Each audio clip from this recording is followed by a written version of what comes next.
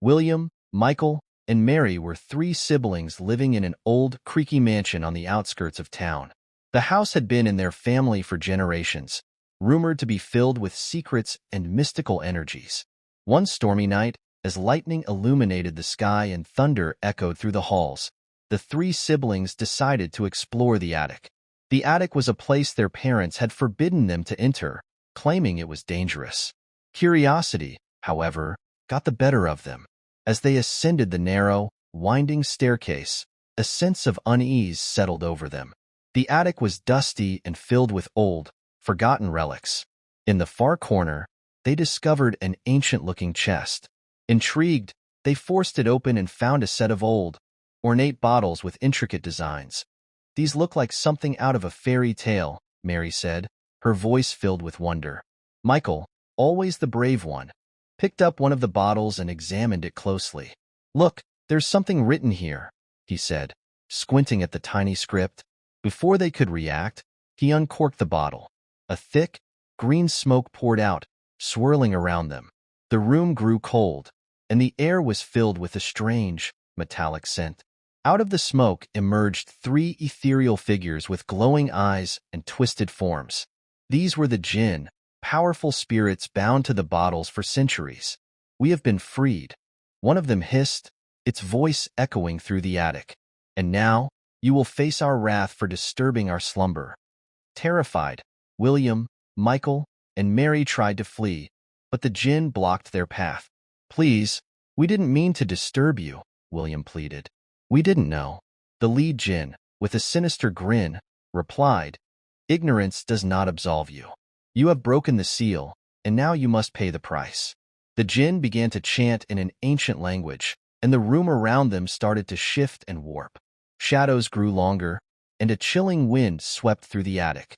The siblings felt themselves being pulled into a vortex of darkness. Suddenly, Mary remembered an old family legend about the Jinn. Their great-grandmother had once spoken of a way to appease the spirits. "Quick, we need to find the amulet," she shouted over the howling wind. Frantically, they searched the attic, tossing aside old trinkets and furniture. Finally, Michael found it, a small, silver amulet with an intricate design. He held it up, and the Jinn paused, their eyes narrowing. "Where did you get that?" the lead Jinn demanded. "It's a family heirloom," Mary said, holding her ground. "It has the power to bind you once again." The Jinn recoiled, clearly recognizing the amulet's power. "You may have one this time, but we will return," the lead Jinn warned. With a final hiss, the spirits were sucked back into their bottles, and the room returned to normal.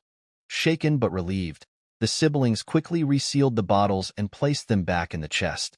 They vowed never to speak of that night again and locked the attic door for good. From that day on, the mansion was quiet, but the siblings always felt a lingering presence, a reminder of the enchanted Jinn they had encountered.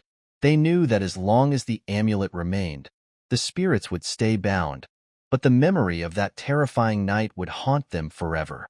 Years passed, and the siblings grew older. William, Michael, and Mary eventually moved out of the mansion to start their own lives. The house stood empty, slowly falling into disrepair, its secrets lying dormant.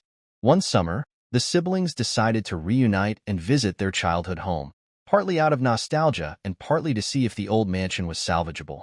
They arrived on a warm, sunny afternoon, but as they approached the house, a chill ran down their spines. The place looked more ominous than they remembered. "Do you feel that?" Michael asked, shivering despite the heat. "It's like something's watching us."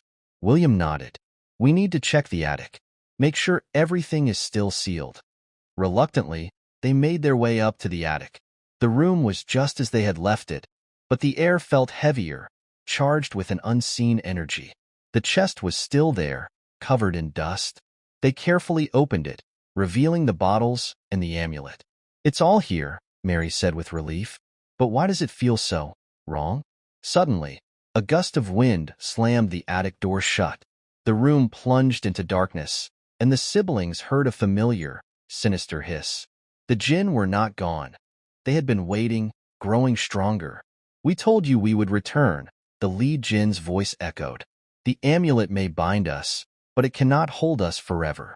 Panicking, Michael reached for the amulet, but it was too late. The bottle shattered, releasing the jinn in a furious whirlwind of green smoke. The spirits swirled around the siblings, their forms more defined and menacing than before. "You cannot escape us this time," the lead jinn declared. "We demand a sacrifice for our freedom." William, Michael, and Mary felt themselves being lifted off the ground, their bodies paralyzed with fear. Desperate, Mary remembered another part of the legend their great-grandmother had told them. The jinn could be reasoned with, under the right circumstances. "Wait," she cried out. "There must be another way. We freed you once. We can do it again, properly this time. What do you want?" The jinn paused, their eyes narrowing. "You offer us a deal?" the lead jinn asked. Mary nodded, heart pounding. "Yes, a fair exchange. What do you want in return for leaving us and our family in peace?" The jinn conferred among themselves, their voices like whispers in the wind.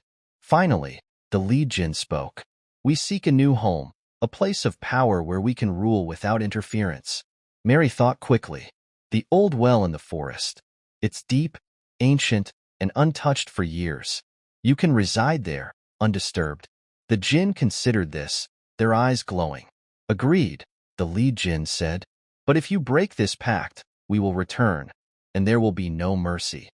With that, the jinn transformed into a swirling vortex and disappeared out the window, heading toward the forest. The room returned to normal, and the siblings collapsed to the floor, exhausted but alive. They wasted no time sealing the bottles and the amulet in the well, ensuring the jinn would remain bound. As they covered the well, they felt a sense of finality, as if a heavy burden had been lifted. From that day forward, the mansion was peaceful. The siblings knew they had narrowly escaped a terrible fate, but they also knew the jinn were gone for good. They restored the house, filling it with light and laughter once more, always remembering the night they made a deal with the enchanted jinn in the house. Years slipped by like leaves in the wind. The mansion stood proud and well-kept, a testament to the siblings' resilience and love for their family heritage.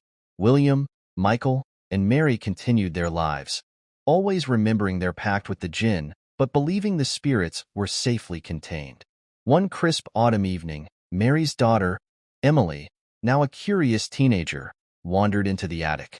She had heard whispered stories about the family's strange encounter, but never truly believed them. Driven by youthful curiosity, she rummaged through the dusty relics and old furniture, searching for something, anything, that might reveal the truth. Emily's fingers brushed against the chest, its ancient wood cold and foreboding. She hesitated, but couldn't resist the urge to look inside. She opened the chest and found the empty bottles and the old amulet wrapped in cloth. The sight of these objects sent a shiver down her spine, but she couldn't look away. "What are these?" she muttered, picking up the amulet. As she examined it, a gust of wind blew through the attic, slamming the door shut behind her. Emily spun around, her heart pounding. The air grew thick, and the shadows seemed to come alive. She backed away, clutching the amulet tightly. Without warning, the green smoke began to seep out of the cracks in the chest, coalescing into the familiar forms of the jinn. Emily's eyes widened in horror as the spirits materialized before her. "Another curious soul," the lead jinn said, its voice dripping with malice. "It seems curiosity runs in your family." Emily tried to scream, but no sound came out. The jinn circled her, their eyes glowing with malevolent delight. "You have released us again," the lead jinn hissed. "Now, you must face the consequences." At that moment, Mary, who had sensed something was wrong, burst into the attic. She saw Emily surrounded by the jinn and felt a wave of terror and déjà vu. "Leave her alone," Mary shouted, stepping forward. "This isn't her fault." The lead jinn turned to Mary, recognition flickering in its eyes. "You," it said. "We had a pact, we still do," Mary replied, her voice steady. But she didn't know. "Please, let her go. Take me instead." The jinn paused, considering her offer. "A noble sacrifice," the lead jinn mused, "but unnecessary. We seek not vengeance, but freedom. There is another way." Mary frowned. "What do you mean?" The jinn gestured toward the amulet in Emily's hand. That amulet binds us to this world. Destroy it, and we will be free to return to our own realm." Mary hesitated.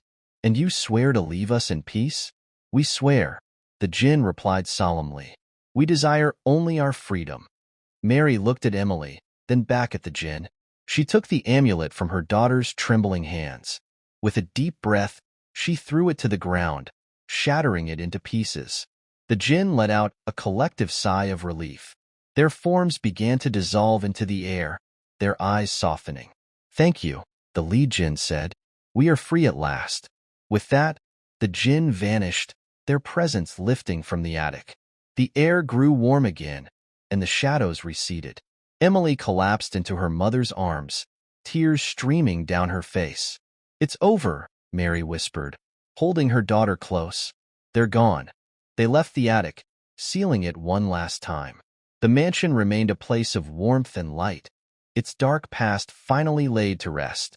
Mary, William, and Michael never spoke of the Jinn again, but they all felt a profound sense of peace, knowing they had freed the spirits and protected their family from further harm.